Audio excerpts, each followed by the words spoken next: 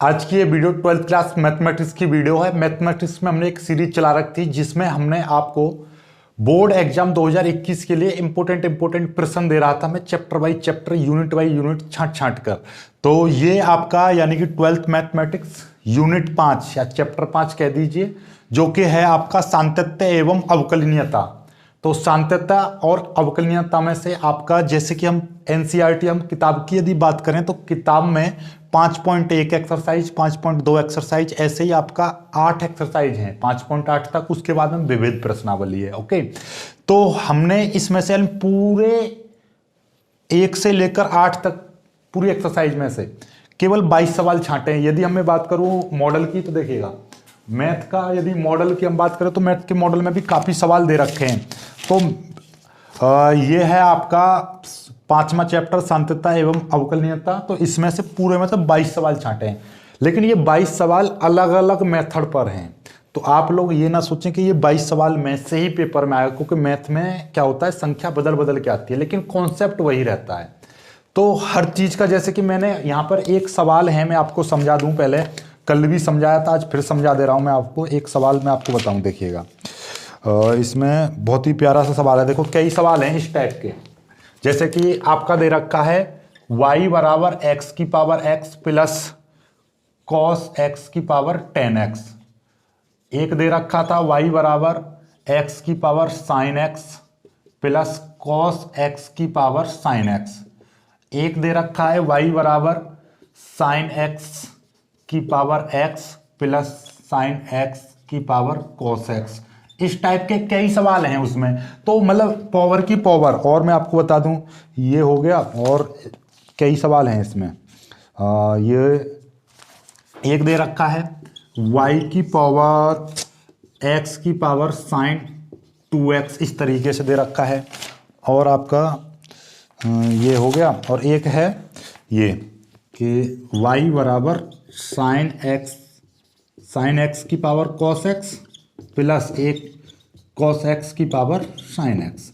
तो यदि देखा जाए तो इन सभी सवालों की, यानी ये अलग अलग सवाल दे रखे हैं, लॉन्ग प्रश्न है, बहुत ज्यादा आ चुके हैं, ये सारे प्रश्न आए हैं लगातार। तो आपका इनका सभी का कॉन्सेप्ट एक ही है, देख लीजिए कैसे कि इसमें आप क्या करोगे, अलग अलग इनको, एक को u मान लो, एक को v मान लो, फिर लॉग लेकर इनको सॉल्व करना होता है। तो इसीलिए इन पांचों सवालों में से मैंने क्या लिया है, एक सवाल दिया है केवल। इन 22 सवालों में इनमें से केवल एक सवाल दिया है। इसीलिए आप इन, जैसे कि एक सवाल मैंने इस टाइप का दे दिया एक, तो आपको इसके साथ साथ इसी टाइप के और सवालों की ज्यादा से ज्यादा प्रैक्टिस कर लेनी है, या फिर इसी का कॉन्सेप्ट ढंग से क्लियर कर लेना है। तब जाके आपका 100/100 आएंगे मैथ में, 100 में से 100 नंबर तभी आएंगे। अब ये मत सोचना कि यदि मैंने तो ये सवाल दे दिया और पेपर में आ गया ये, तो आप कहोगे सर ने तो केवल ये सवाल दिया तो हम तो ये कर ही नहीं पाए। क्यों नहीं कर पाए? क्योंकि सर ने बताया नहीं। तो ऐसा मत सोचना। क्यों? क्योंकि इस सवाल में और इस सवाल में कुछ भी अंतर नहीं है, और इनमें तो कोई, किसी में भी कोई अंतर नहीं है, क्योंकि हर किसी में एक ही कॉन्सेप्ट है।